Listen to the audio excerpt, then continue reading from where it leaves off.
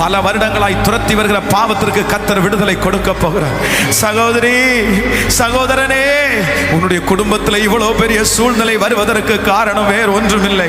நீ ஆண்டவரை விட்டு ரொம்ப தூரத்தில் போயிட்ட மகா, நீ ஆண்டவரை விட்டு ரொம்ப தூரத்தில் போயிட்ட மக, நீ ஆண்டவரை விட்டு ரொம்ப தூரத்தில் போயிட்ட.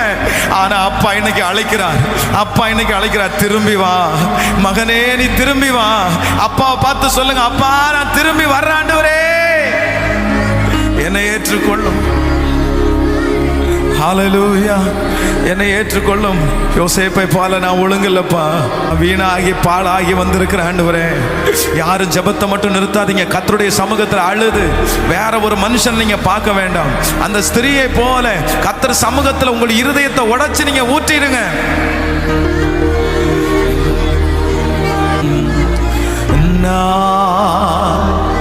நானாகவே வந்து நிற்கிறேன் உம் பிரசன்னத்தில், உம்